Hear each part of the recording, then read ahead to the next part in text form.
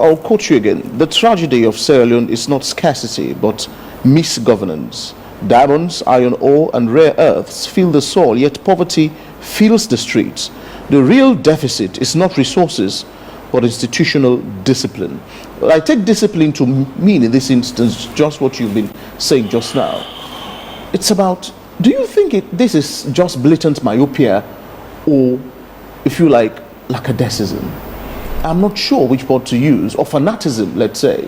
Being dogmatic in what you believe, in tribal doctrine. No, that's not seeing above tribal shades. Don't you think so? No, I don't. How do we think nationalistic is the question, Professor? You know, my experience in governance in Sierra Leone has shocked me to the extent in 2016, in one of my books, 2016 is 2 years before I became chief minister in 2018. Okay.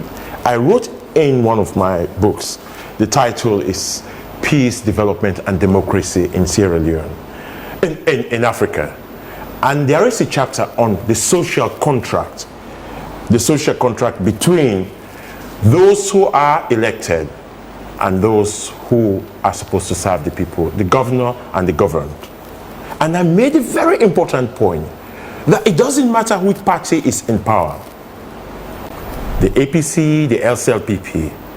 The challenge is the small ruling and governing elites who informalize, hijack the state governing institutions to serve their vested interests. So to come to your question, why do we have institutional weakness? Why? You know the answer. You are a Sierra Leonean. If I hold public office, do you think the state governing institutions are going to serve the transparent political and economic governance of the state interests, or will it protect me? These are the issues. But again, the question is not even just in Sierra Leone. In Nigeria, in UK, in the United States, in Europe, it has happened. We see it always. We informalize, subvert, hijack, and privatize the state governing institutions to make sure that they don't serve. So by the end of the day, the challenge is a collective responsibility. I will not just want to say it's only about the political leaders. It would be unfair. I also want to say that the people, and that's why I made a very powerful conclusion in this book, that we have a choice to look to electing competent, professional, patriotic, well-meaning Sierra Leoneans who understand governance and can deliver for the people, or to continue the status quo, business as usual, electing leaders who have no clue what governance is about, what managing a country is about, but for them it's always about new patrimonial accumulation for themselves, etc. And I've said, if we continue with the status quo currently, Sierra Leone will continue to be poor and underdeveloped for the next 50 years. Well, so it's a very clear challenge. For the next 50 years, that's a long time. No, I was even circumspect. I wanted to say for the next 100 years. Because drawing from my experience, we have to change. The change is with us. And both of you, you are all part of the ruling and governing elites. Sitting here, you shape opinion. You shape the opinion of the 7.8 million people in this country. The people value what you tell them. So, your role is not just to interrogate people like us who have held public office, but also to begin to talk about how do we solve the problem? What is your own responsibility as the fourth estate and media practitioners, especially influential media practitioners who shape the public opinion?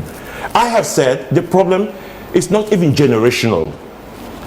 Political leaders, the nature of domestic politics, the people themselves, your role then will be to interrogate each and every segment of these actors that have said are responsible for why Sierra Leone is poor, despite the abundant resources that we have in the country. The word change, we throw that around quite a lot in Sierra Leone.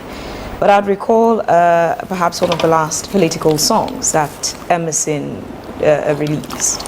He captured something along the lines of those particularly who come to governance with the intention to enforce change. They come with the intention to change the system. Unfortunately, it's the system that changed them. And we've seen this practical reality in Sierra Leone.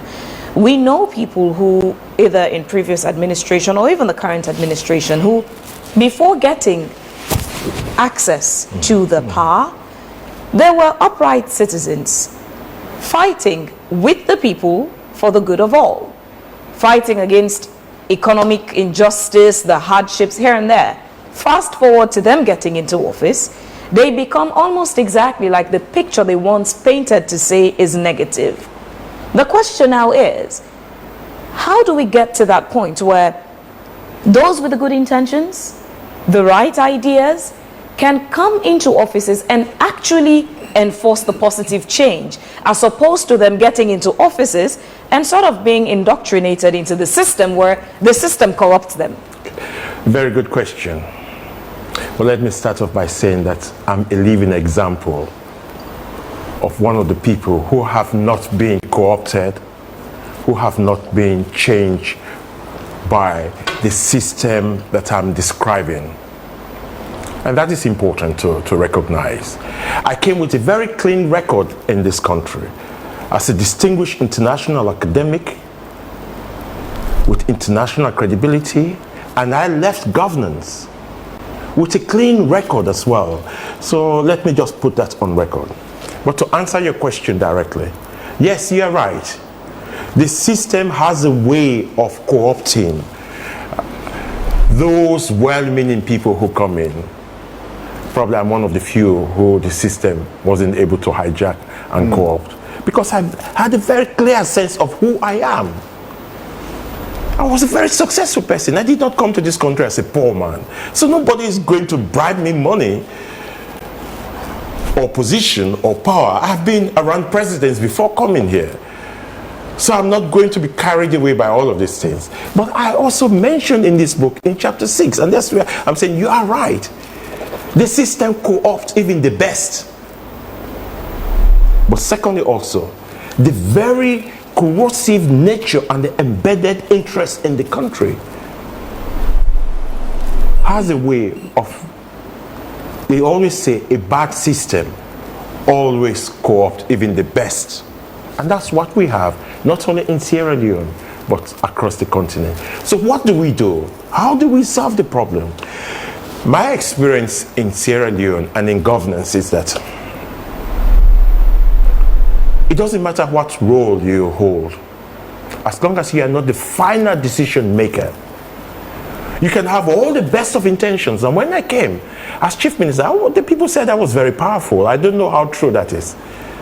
But I was able to get things done because I was confident, assertive, and as long as it's about delivering the president's agenda and the new direction government's agenda, I was very aggressive in getting things done for the people. It's about delivery of the people. And I knew that the president, I had the 100% support of the president. So I was able to enforce, encourage, coerce, create incentives for colleague ministers to be able to deliver for the people. So I had the 100% approval and support of the president. If I didn't have the approval and support of the president, with all my best intentions, nothing would have happened. So that's the one aspect. The second aspect is that I also realize in governance, you can come with the best intentions. You can come with a messianic complex. I'm the best person in Sierra Leone to change Sierra Leone because I understand Sierra Leone. My goodness, you'll be shocked. As long as you don't have the final decision, you cannot change. So your good ideas, your good intentions will remain on the shelf. And the people will be disappointed in you that you came as a change agent, but you have not been able to translate that change into meaningful deliveries. That's what I discovered. The final point, we all like change. even you in AYV Media, if the proprietor of this organization decides for cost-cutting measures to reduce staff, etc., and cut down on your salaries and your benefits, don't tell me you're going to clap for him. We all want change, but we don't want to be at the receiving end of the negative effects of those change. That's the reality. In governance, I realize you can come with your programs and agenda. The very people who want change, who will sing change, but when they begin to see that change is not exactly always positive, there are limitations, there are negative effects of change. The moment they begin to feel it, they are the very people who will turn against you. And I've seen it work in governance. And that was also part of my own governance lessons. I came in with a very clear view that if you want to do hospital, you have to do it at all costs. And in the process, some people said, well, we don't really need a hospital. Well, they said, when you came to us, you said you wanted a hospital. Oh, no, we want to use this land for something else. Well, you have already said we should use this land. Or this land has been purchased and this person has given us US dollars, etc. The interest. If you want to introduce change, change will always fight back. Interest. I went through that. Interest and power. You've referenced, you know, the person that has the power to make the final decision, or ultimately comes by our constitution, the president. But the argument is with both political parties, the APC and SLBP, because they're the oldest political parties, they as political parties tend to have such a strong hold over whoever the president is that they produce, with the interests of certain people within the party who would constantly come to give a reminder, we helped put you in that seat. And their own interests around the corner, behind the scenes, what they want, as opposed to how you've beautifully painted the picture, what is personal interest versus the good of all. Do you still think we would have a president that can still surpass all of that, put his or her foot down, and make stern, strong decisions in the interest of the country? 100% yes. What would it take to get that done when the individuals who come do not want to, nobody comes and wants to be a one-term president, mostly I assume, and you would do 5 years, but there are those forces reminding you of how powerful they are to keep you in that seat? My answer to it is 100% yes, it is possible. And again, I draw from my experience. You know, but I don't want to talk about just political parties. You know, let me shock you. We have about 50 people who actually make the decisions in this country. 50 people? 50 people. Out of 8.6 something million. Is that people. the official figure? The Statistics, yeah. Yes, well, 7.8 million. Well, they have 8 point something from the last census. Yes, indeed. 50 people. And these people, 50 people, who run Sierra Leone are from the ruling and governing elites. And they are from all the different parties, the traditional parties. They are from the political elites. They are from the financial and economic sector. They are from the security sector. They are from the religious sector. They are from the media sector. These are the people who run Sierra Leone. The challenge is that it is always in their interest to look out for themselves, not necessarily for the country or for the people. And that's the challenge. So you raise the question, can we get a leader who can transcend this? Firstly, understanding the shadow state, the nature of domestic politics. It took me a year as chief minister to really understand how Sierra Leone works, because I have lived for more than 25 years in England. So coming in, I had a very clear understanding of how technocratic governance works. But I realized in Sierra Leone, is technocratic governance plus the nature of domestic politics and political culture. So it took me a year to understand that when President Bio makes an executive decision to implement a project or a program that will benefit the people in some area of the country, I suddenly realized that there are interests, there are groups, there are factions who will try to dilute, undermine, frustrate the implementation of the program, as long as it doesn't serve their extractive, financial, rent-seeking interests. That was my shock, because in my view, how can the president give a directive and people who are supposed to execute it are not following through on the president's action? Then I realized this is the context, that Sierra Leone is not different. So the point I am making here is that, yes, it is possible. Now, when you understand that, then the second aspect would be the people who are coming into governance from the United States to UK, to Nigeria, to Sierra Leone are supported by interest group. So even before they come into governance, their hands and feet are tied. So how can you tell them to run? That's the challenge. They come in, they have to fulfill and respond to the interests that put them in power in the first place. So anybody who is coming in has to be mindful that they don't sell their soul before coming into the seat. Because if you sell your soul before coming into the seat, no matter what you do, those interests will always win.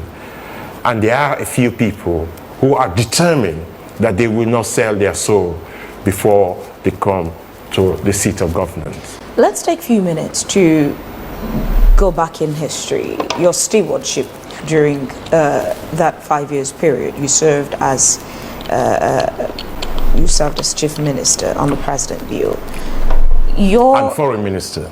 Yes, but let's focus first on being chief minister. Okay. In 2018, the GTT report, it was under your leadership, and for some people, the assessment is that really set a tone of arrogance and a confrontational kind of governance between the SLPP-led administration under President Bio and its main opposition, the APC. But that is misplaced. That is politics. That is what politics is all about. And that's essentially what I'm talking about. We in this country, including the media, we don't like to talk about difficult things. We are always ready to shoot the messenger. The GTT report, the governance transition team was made of 11 people. I was only the chair. We came with verifiable evidence-based findings and we put it out, and hence the commissions of inquiry. My crime, quote unquote, was that I publicly spoke about corruption. Everybody knows that corruption is in the country, but nobody wants to talk about it. The question is, who wants to bail the cat?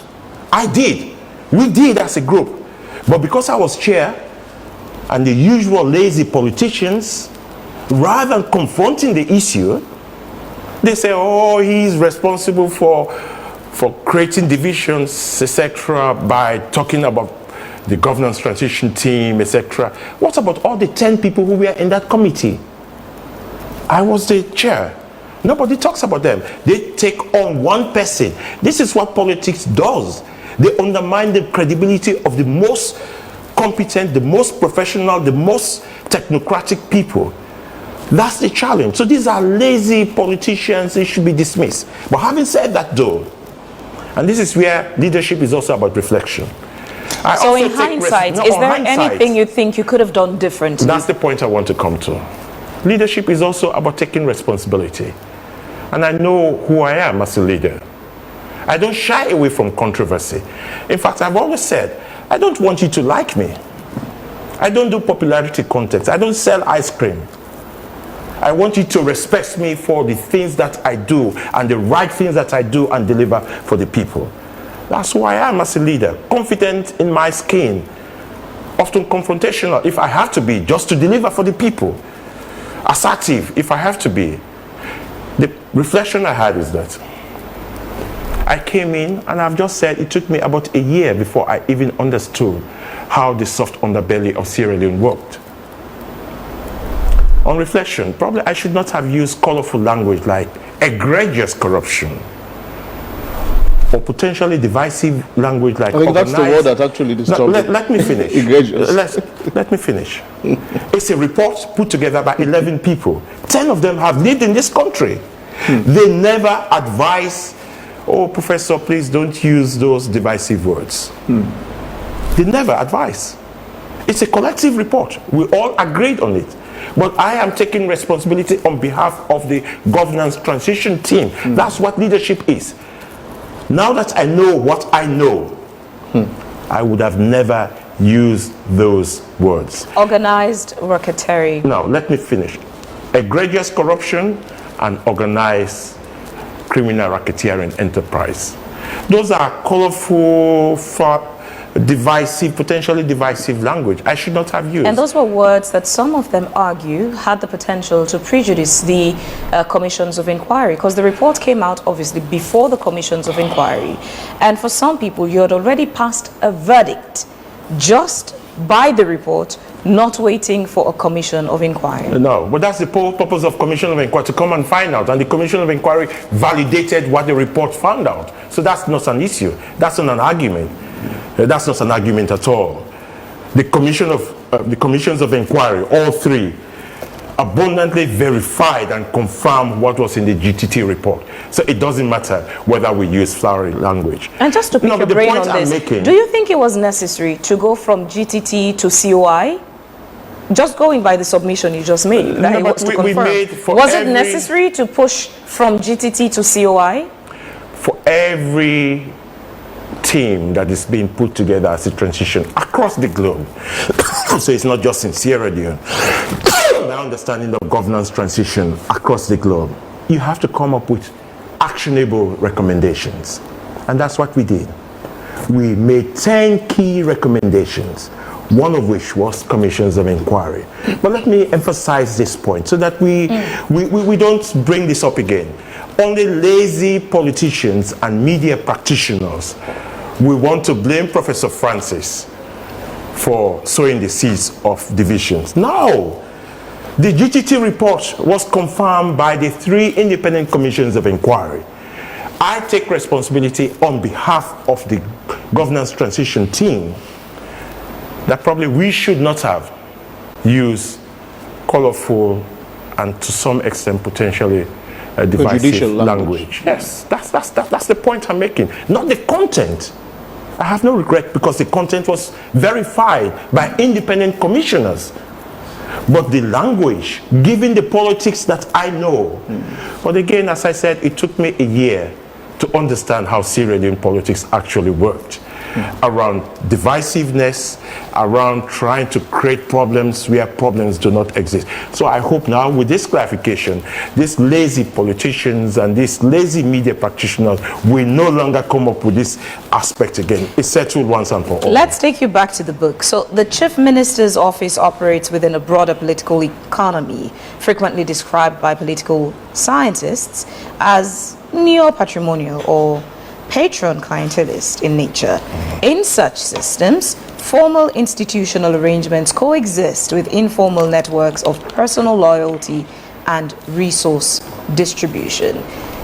Give a broader context to this and do the comparison as well to your time in office as Chief Minister and what the current Chief Minister, Dr. David Moini Nasenge, is doing in office. Well, that's an unfair question for 2 reasons. Firstly, this book is about accounting for my own stewardship.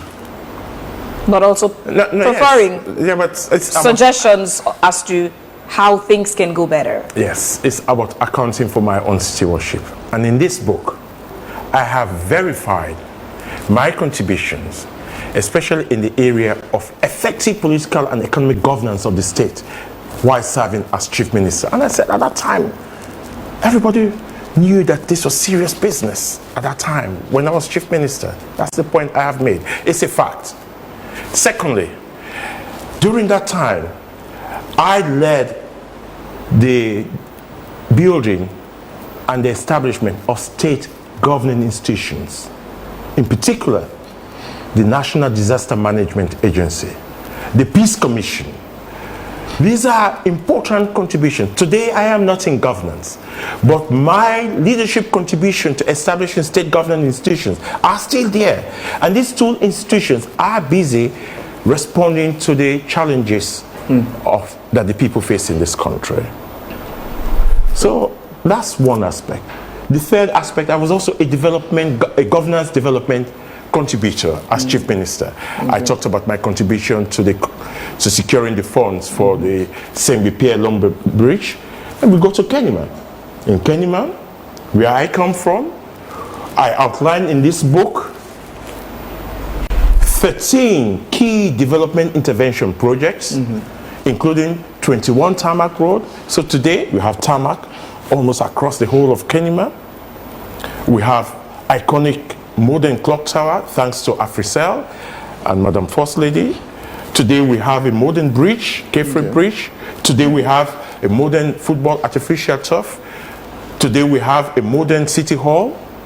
These are all governance interventions during my time. That's what I can account for. So the second part I said is an unfair question. I cannot account for the current... But you can assess. No, let me You're finish. not giving account, you're assessing. No, well, I cannot... Assessing is still an account.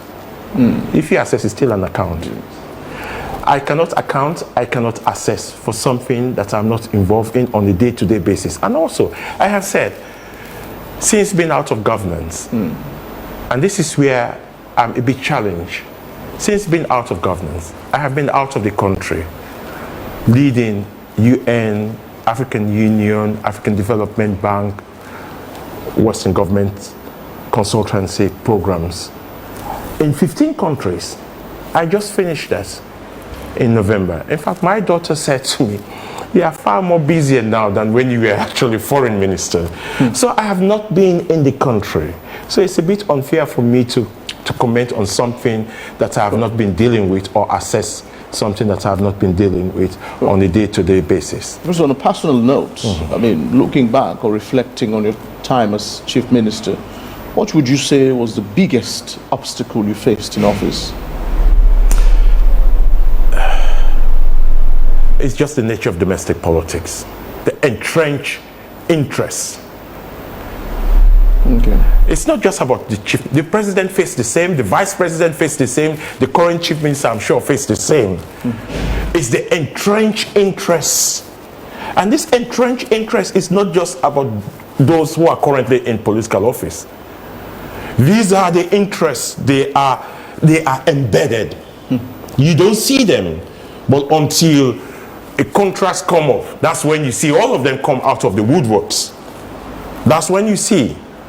For them, it's about what they can reap out of it, what they can benefit from it. As long as it doesn't serve their resource extraction and accumulation interests, they will scoop at it, they will undermine it, they will frustrate it. And these embedded interests, and I said about 50, they come through from the political class, from the economic class, from the financial class, from the media class, from the religious class. It's a whole range of sectional interests. That was the most frustrating aspect. So, but as chief minister, what I did was, having understood the system, and as an academic, I realized you can never do it alone. Firstly, you don't have all the answers, so you need people. Secondly, you don't know everything. You are not compendium of knowledge. Even as a professor, I realized I don't know everything. So I made sure that I build powerful informal networks. I went into the networks themselves. Firstly, they trusted me. They knew that I was in not because I wanted resources, I wanted to be paid. No, They knew that I just want to get things done. So I work with parliamentary groups, the APC parliamentary groups, the parliamentary leadership in the APC, the C4C leadership, the NGC leadership, of course, our own political party leadership in parliament. I work effectively with them, informally, quietly. So that's how I was able to progress most of the legislative bills, including the Peace Commission itself, and even the Disaster Management Commission process. So that's the challenge that I face. And I'm sure every other president, previous presidents, faced the same challenge. So it's not something new. It is how you understand it and how you work with it. I realize also that working with my colleague ministers, I need to bring them on board. When I initially arrived as chief minister, I brought in this technocratic professional discipline governance, and a lot of people said in Creole, oh, na wicked man, oh, it's too strict, because they do not have the equivalent of the word discipline and professionalism in Creole, so they say it's wicked. No, but what they were saying is that he's too strict, he's unyielding, cannot be bribed, cannot be manipulated, cannot be bought on our side. I realized then, even with my colleagues, I had to reach out to them, even with the ministerial performance management. Those ministers who perform less than 30, I spent my time as chief minister. I went to their offices, sat with them, talked about their targets. We agreed on the targets and the support they needed. And I also created an incentive process. This incentive, therefore, made it possible for some of the ministers to be best performing ministers, and they were given the presidential ministerial performance for best performing ministers. So it's not just about getting people, enforcing people, it's also about creating the incentive. Does Sierra Leone need stronger institutions or just stronger politicians? That is the argument Asimolu and Robertson have said in chapter 6. They've written a book called Why Nations Fail. And they have said, they've compared United States and that of Mexico. And their conclusion in their own book, Why Nations Fail, is that you need rule of law and you need effective institutions. In Sierra Leone, we need effective institutions. But I have said, in the context of Sierra Leone, effective institutions by themselves will not work. That's the question, that's the issue I've been saying. Because it doesn't matter the political party. For decades, the ruling and governing elites, they will hijack, they will subvert, they will informalize, they will actually privatize these state governing institutions, these very institutions that are supposed to serve the interests of the government and the people, to serve their private interests. So that's why I juxtapose Why Nations Fail and say, if you apply it to the context of Sierra Leone, I'm not so sure if it will work. Well, finally, I mean, I know you are a torrid academic, a professor by nomenclature, but the question would be, does this signal the apocalypse of your political journey, or do you want more? In simplicity, I'm saying, do you wish to become a president of Sierra Leone, to lead with iron fist? Well, everybody will have that ambition. I think it's ambition is a good thing. Ambition is a good thing. I'm sure both of you have ambition to own your own media houses. And I look forward to when you have your own media houses, I will be happy to be interviewed by you. Definitely. So ambition is good.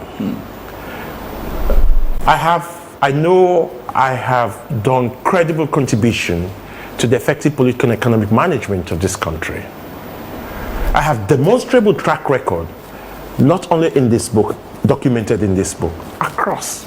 And people now, the very people who were saying that I was too strict, I was too professional, are the very people saying he did a very good job because of his technocratic governance ability.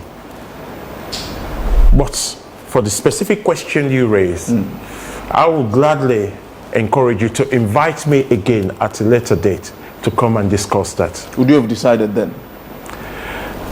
I will be very happy to come and discuss as a political leader in the country. I will be very much happy to. So I look forward to your invite. Most definitely. Okay. What are your political plans going forward? Do you see yourself coming back to serve under President Bio's administration, or would you be active within the SLPP in politics? What's your plan going forward? Well, let me make this point clear. You don't have to be in political office to be a credible, respected leader in your country. Let's get that clear. I have not been in governance, but in the past 2 years, probably I've been one of the greatest supporters and promoters of President Bio and the New Direction government internationally.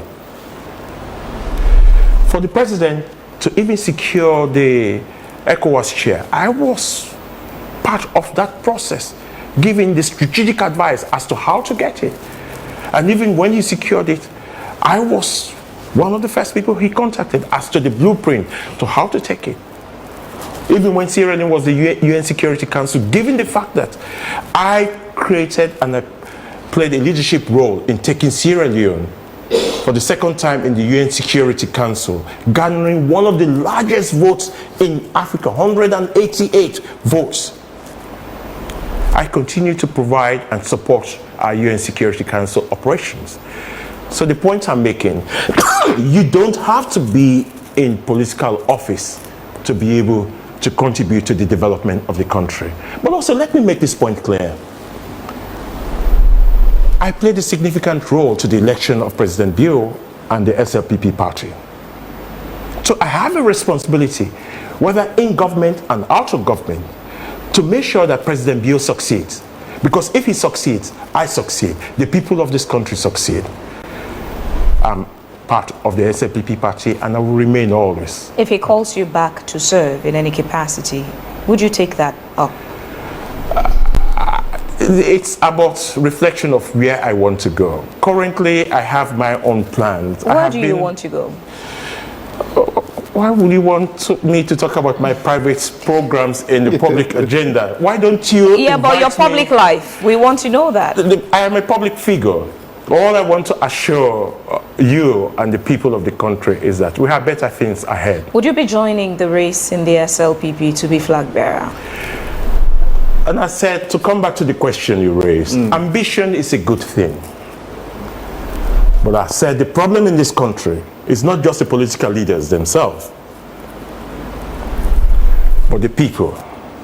The choice is always with the people. Yeah, but the question now is not about the problems. The question now is about you. That's the question. Do we still want to encourage the people to bring in leaders who have no clue what governance is about, how to manage a country? It's about Do you interest. intend to step into the race to change that? Please invite me, and then we can have that public discussion. Before we again. let you go, we'll read out a few of these messages for your response. Thank you. Host friend Kamara says, political apocalypse. I have not used that terminology. Yeah, I'm reading out the messages for No, you. I have not used because it was used by a colleague. I have not used that. This is Sierra Leone says, this is a whole lecture by the professor. Instead of the present chief calling people names because they do not agree with him. Moses Yasir says this discussion. Sorry, I'll read a few of them and then you respond to all of them. Okay. Moses Yasir says this discussion is very educative. What is the cost of the book? And there is another message here from Bishop Fitzgerald Johnson. He says, please keep quiet, sir. A man who says it's good to steal a little money and use the rest for the country will never read such a book. You are not a man of integrity at all. Please stop lying and stick to your isolations. Your response Well, to thank the you. messages. And you call, now that is a bishop. Yeah, he goes by. Is it a man of God? A man of God can never use such a word. So I would dismiss that. I will not dignify with the response. If that person is a bishop, as a man of God. Bishop Fitzgerald Johnson. Yeah, well, if he's a man of God, I never heard Jesus speaking like that. I never heard the prophet peace and blessing be Prophet Muhammad speaking like that. So I will not dignify that comment. As Chief Minister, it is a fact that I have contributed to the effective political and economic management of this country with clear, verifiable evidence of what I have done in this country. It's there. So I'm very pleased about that. The second aspect is nobody can take away that track record. The Disaster Management Agency is there. I'm not in governance. It's serving the people of the country. That's what leadership is. The Peace Commission is there and it's serving the people of this country. That's what leadership is. And I'm sure that bishop and other people still use that semi-pier lonely bridge. I want to remind him anytime he's passing by that bridge to remember Professor Francis made it possible for this bridge to be here. That's what leadership is. But of course, when you hold public office, people will always criticize you, whether they understand the issues you're doing, whether they agree with you, they will always criticize. But the role of political leadership is to take it on board. That's part of the baptism of fire. This book, there are 2 copies I brought here. One is hard copy, and this hard copy is £109. It's available on Amazon. And the paperback copy is £49. But for all those who want to buy, when you reach Amazon, just state that you want to buy it at author's discount. And the author's discount is 40% discount. So it's freely available. And finally, I really hope that this book can generate a public debate about governance in this country. As a people, we are not prepared and we are always not ready to talk about difficult issues in this country. You have a responsibility as media practitioners. Please don't just go for the simple answers asking flag bearers their political intention. Talk about governance. Raise the issue with them and let them come up with solutions. Why is Sierra Leone so fantastically rich but spectacularly poor and badly managed for decades? That's your responsibility, and I thank you very much. Lastly, as we let you go, to those people aspiring for political leadership in whatever capacity, or people who would like to be public servants, or who are currently public servants, you've just spoken about everyone's responsibility to get the country to that destination where it should be. But the pressures in office, the reality is there. You've experienced it firsthand.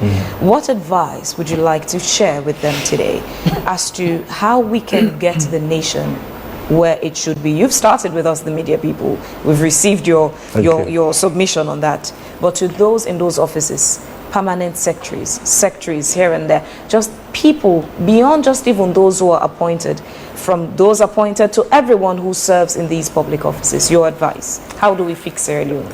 You know, when I came into governance as chief minister, one of the things I realized was the state capture. I've defined what state capture by the civil servants. There are some elements within the civil servants, and this is not a general castigation of the civil service. There are some elements within the civil service who, because of the permanent nature of their jobs, they are not bothered because they see ministers and political appointees as temporary appointments. So I had to struggle with those aspects. But equally enough, I was able to work with the civil servants and permanent secretaries, and they realized that it is important to work together and support the government of the day's agenda. So to come to your point, every leader must have a clear agenda. Must have a clear agenda in terms of the program, the strategy, the plan, the policies for implementation. Most of the people who want to run for presidential flag bearership have no idea as to what they want to do. So that is the starting point. It starts with the leader. You must be very clear as to what is it that you're coming to do for the people. Secondly, Your party must believe in your leadership, not only about what they can benefit from you, but in your leadership. And thirdly, you must build a team, like-minded people who will do two things. Firstly, remain committed to your agenda, but secondly, people who can tell you what you don't want to hear. And one of the things that I did, in fact, in the book, I've outlined 13 characteristics needed to effectively perform in the office of the Chief Minister. 13. And only 4, I think, I need to highlight here. 1, you must be competent, professional, apolitical. Very important, apolitical. Not a politician, apolitical and technocratic. That's 1. Secondly, you must have the trust of the president. Thirdly, you must be the enforcer. Strong, assertive, confident to progress things forcefully if needed. And finally, you must always be the messenger of bad news to the president. And this 4th aspect, I'm very pleased that all throughout my period in governance, I was able to do that effectively with President Bio. You must be able to tell the president what he's supposed to hear or what he doesn't want to hear. It takes leadership, it takes confidence to be able to do that, because the seat of the presidency, my goodness, is scary. I've seen it.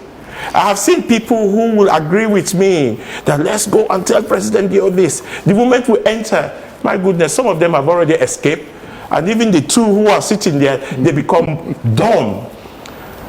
They don't want to talk at all because they are afraid of losing their jobs. And I was never afraid of losing my job, because I realized every leader must have that moral conscience.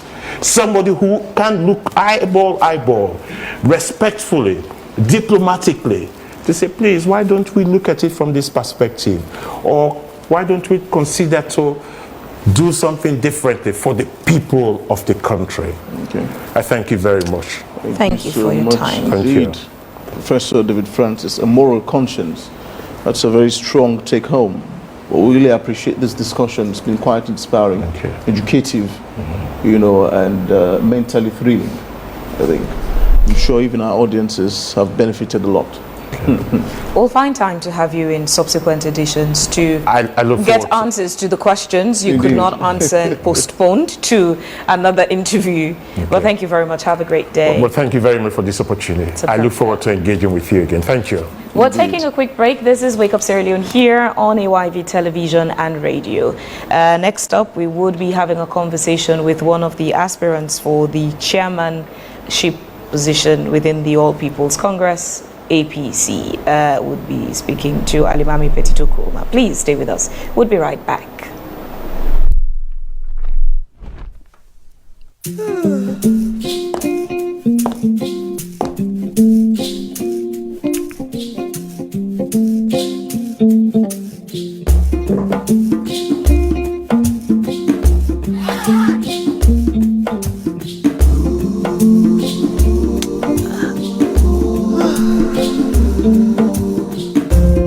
Good to see your face again.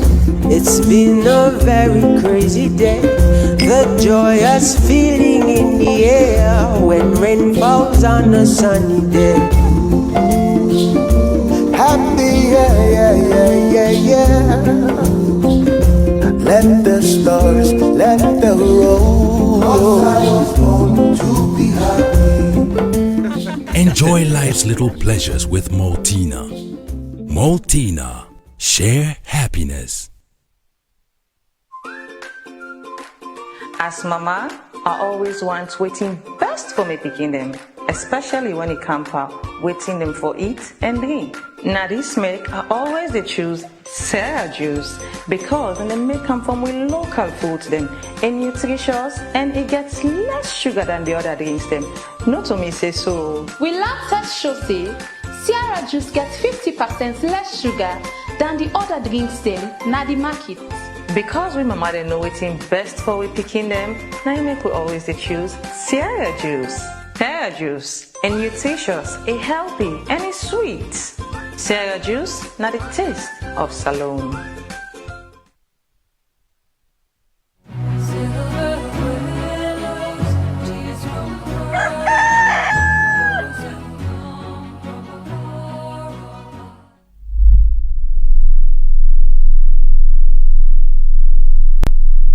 Right, welcome back. This is Wake Up Sierra Leone on the Africa Young Voices. You're hearing us on radio as well this morning on 11.7 frequency modulation. Keep your comments and messages coming in on our Facebook page, AYV News. You can also do so via our, YouTube streaming service. Now in this final segment, we've been joined by APC's Alimami Petito Koroma, who served as former Minister of Works, Housing and Infrastructure, Minister of Trade and Industry, and also former ambassador to the People's Republic of China in 2016. Petito is here to talk about his political ambition to run for the chairmanship position of the All People's Congress APC party, his party's preparedness ahead of the 2020 elections, and governance in Sierra Leone, among many other things we'll be conversing about this morning. Good morning, Ambassador. Good morning. Is it right to call you Ambassador? Yes, it is. Thank you so much for coming. Thank you too for inviting me and for having me here today. Indeed. The political race has already begun. In your party, there are a lot of flag bearers. I mean, supposedly so, you're running, for the highest office within the party, the chairmanship. Someone may ask, before even, running for this particular role, who is this man? Or someone who hasn't followed much, really, or who didn't know you, while you were serving as an elder statesman in this country in all of the various capacities we've outlined. Who is Petito? From beneath or from under? You've just presented me in part in terms of what jobs I did in the last APC government. But Petito is a Sierra Leonean that hails from Cambia district, with my paternal side being Port-Loko district. And I was educated here in Sierra Leone and partly overseas in Germany. And I've served within my party in various capacities or positions, right from being an ordinary member to assistant district chairman to district chairman level. And for the 2007 elections, I came in to replace our fallen colleague, Fude Kaloko, as National Organizing Secretary. And with that position, I served in various committees, including the National Advisory Committee and several others within the APC. In terms of government, you just mentioned some of the places I served in. I was also a member of parliament for a brief while. And people of this country know what my services have been in those positions and what deliverables I was able to pass on to the people of this country. I have 3 children, 3 adult children now, and I'm vying for the position of National Chairman of the All People's Congress Party. What makes you a solid chairman? What characteristics, if you like, would you point to? A solid chairman will be somebody with integrity, somebody that has a track record, someone with a clear vision in terms of where he wants to take a party to victory and to remain in power, somebody who practices the game by the rules, who plays the game by the rules, allowing level playing field for fairness, for transparency, for being free as well, and a chairman who is also productive in the enterprise. Because at the end of the day, when you talk about elections, it's about victory that you want. And so when you are prepared for that, and when you are used to delivering, then you become somebody that is solid. Because in my position then as National Organizing Secretary, I played a pivotal role in the victory of the APC in the 2007 elections when we were in opposition. And by coincidence, we are also in opposition now. And coming in as national chairman, I'll apply the same and even improved skills to win for the APC. You know, I'll single out integrity being one of the most priceless, if you like, you know, characteristics these days in Sierra Leone. In fact, generally across the board, there is a deficiency of integrity in Sierra Leone. At a time when the APC, many have described this as quite divisive, do you think you have what it takes to unite the party using that very integrity? I certainly do. I have the experience. In my previous job before coming to government as General Secretary of CCSL, I belong to other international Christian organizations that were involved in peacemaking. Okay. And I also played a role in, for instance, in Senegal where the church was divided, and I used my position in West Africa to set that dispute. And to date, that church, the Anglican Church, remains united. So I come with experience in peacemaking. You know, for instance, my role as the then Secretary General of the Intelligence Council and what that organization did in brokering peace between the then government and the then RUF. That is me.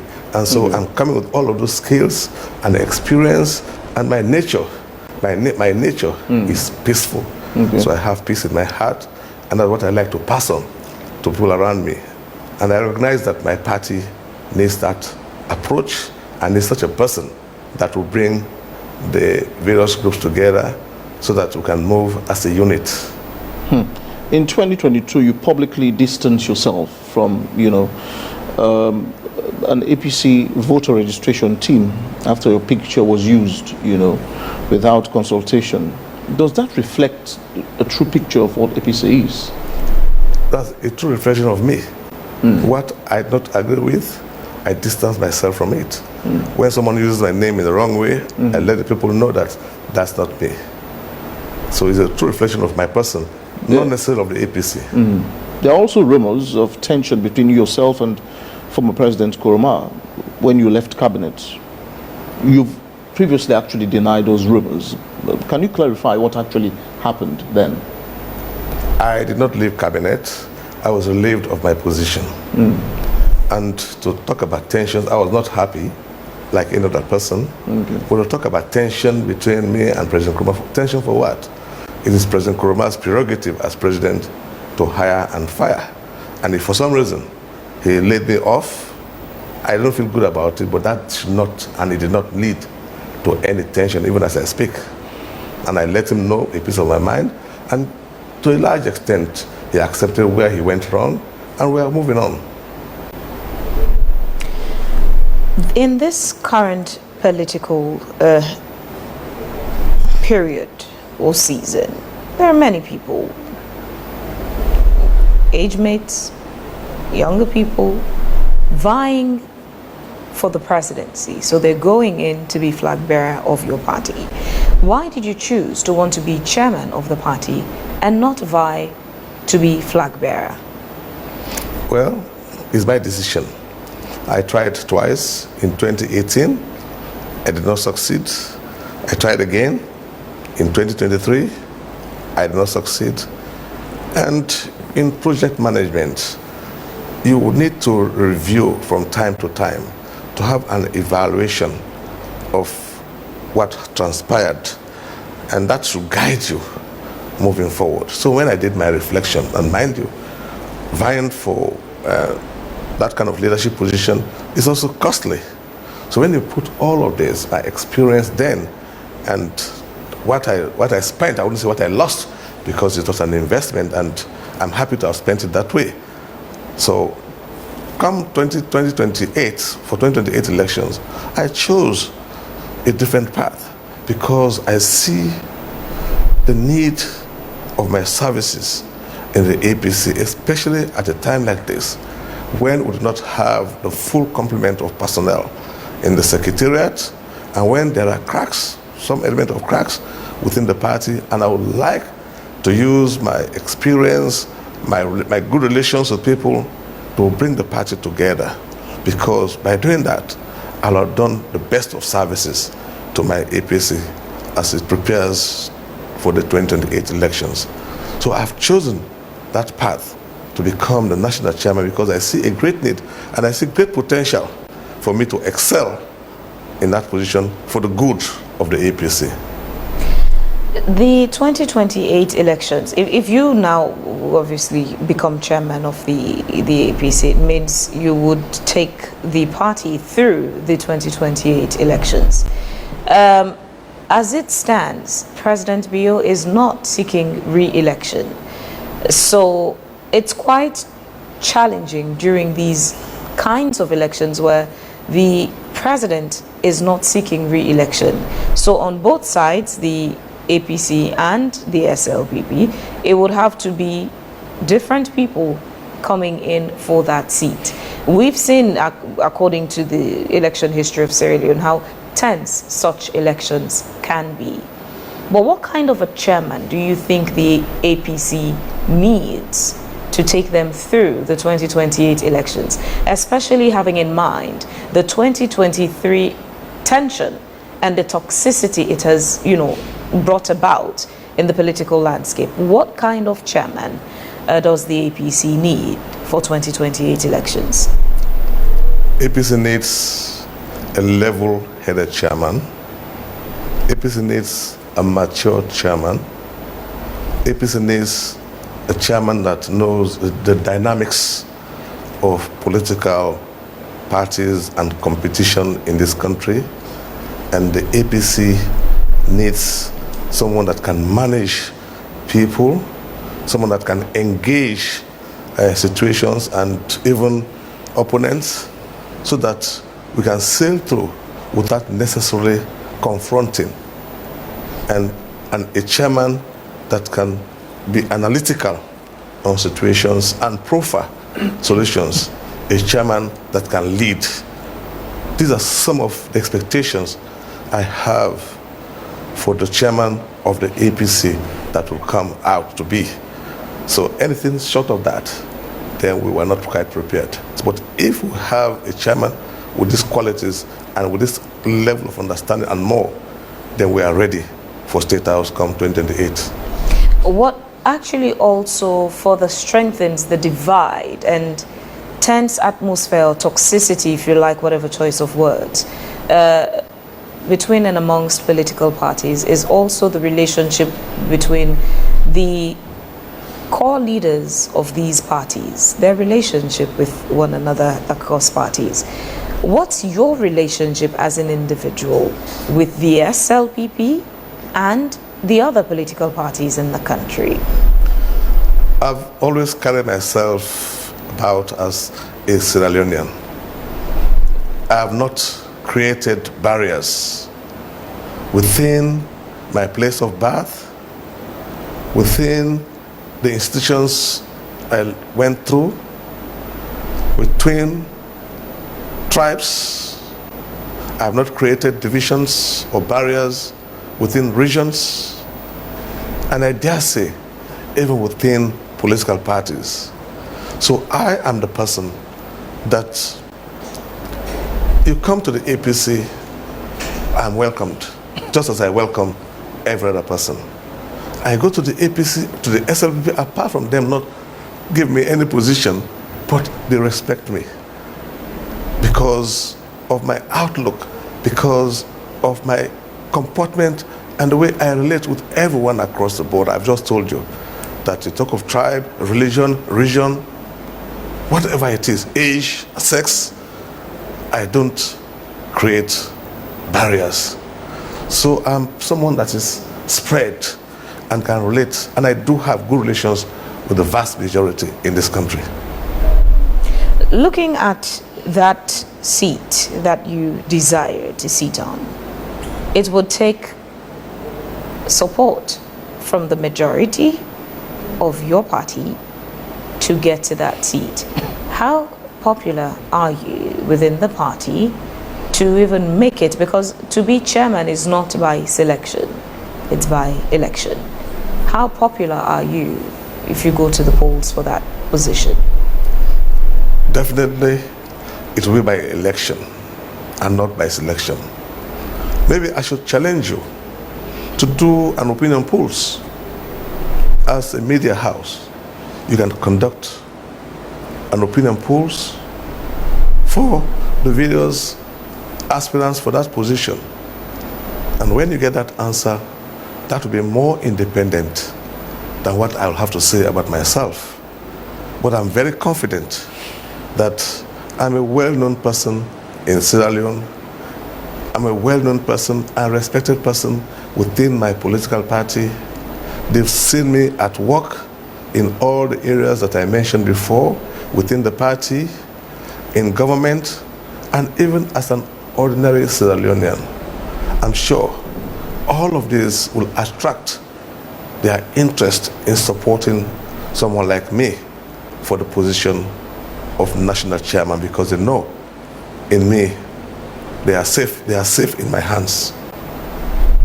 The party will be safe in my hands. So I will say yes, I am popular, I can say it for myself, but I encourage you to also conduct opinion polls. The APC seems to be rich these days with candidates stepping forward to become flag bearer. Which of them are you supporting? Regarding the APC has always been rich. Population In 2018 elections, we had 28 candidates, aspirants. On 29th August 2024, in 2023, I think maybe 21 or so. And so far for the 2028 elections, I think there are about 22. So that's that kind of common practice. This season you have younger people, women. This season of politics, you as in the APC have younger people, you have women. It seems more colorful now with the aspirants than in previous elections. It's good for our party. Who are you supporting? The APC is what I'm supporting. I'm supporting the APC, and I'll stand by whoever emerges as the choice of our membership come 2026 in August of this year. That's the person I will stand by. Well, I stand by the APC. That's my candidate for now. And mind you, we have several good people contesting this time around. And I pray that God directs us, all of us, to the one He has chosen, because it is God who chooses. And I know He has chosen. All we to do is to assess and be in line with God's choice. And that will be the person I'll back, I'll support. Now, beyond just the APC, you speak like a patriotic Sierra Leonean. I am patriotic. What kind of president do you think Sierra Leone needs at a time when inclusion is also a key word we throw around? I've just mentioned how rich your party seems these days with the colorful variety you have of young candidates, female candidates. There are those pushing for female leadership. There are those pushing for younger people to take up the seat of presidency. What kind of president do you think Sierra Leone needs? I repeat, I am patriotic. I've demonstrated that through and through. And the fact that we are having this variety of aspirants, young people, women, is quite encouraging. It shows APC as a progressive party. It shows APC as an institution that good people want to serve in. So at the end of the day, I would like to see a president, to answer your question, that takes Sierra Leone as his constituency and not a region and not even his political party, much as it is his political party that put him, that supported him. But when once that person assumes that position of president, you are there for the entire country and for all people in Sierra Leone. President that is committed to serving the people and not himself. Okay. A president that upholds the Constitution. A president that maintains human rights. And a president that upholds democracy. Do you think in all of the candidates you are putting forward now, they have some of these qualities you've outlined? But these are the things we will look out for. We need a strong, in the first place, we are looking for a strong candidate with good character. Within and the party? That will win, pardon me? Within the party? Within the party, yes. Okay. We will need to have, what for now, we're looking for a good candidate that is strong and is of good character, Okay. and that can, together with us, win the elections. Then, but it should not stop there, because that person whom you would choose would go ahead to become the president of Sierra Leone. So what broader character or characteristics are you looking for? Do you think that person these things you've outlined? It may not be possible that such a person has all of them, but it should have above average. That person should be above average. That has Sierra Leone at heart. I would like to have an APC. How do you know someone who has a country at Well, by what our assessment of him would be, because we should know these people. They're not arriving by flight by night. They have lived or served in this country, or even if they've served elsewhere. We should take the history. And then when I say we're a strong person that can win the elections, all of these matters count. Not just somebody that will come and mess us up, especially when he will have become president or she would have become president. You know? Sierra Leone has the tendency, well, political parties in Sierra Leone, they have the tendency to lay a firm claw on whoever becomes president of the country, not serving the interests of the country, but the party rather. Would we see a different picture? Under my leadership as national chairman and with an APC president, I would ensure that we serve the interests of Sierra Leone and Sierra Leoneans. Yes, the party will have their own benefit at party level. But when it comes to the presidency, we are serving not our political party alone, we are serving the people of Sierra Leone. I will ensure, I repeat, that happens. Let me delve into your agenda briefly before to export. If you became the next chairman of the party, what would be your top 3 priorities within the party? Number 1,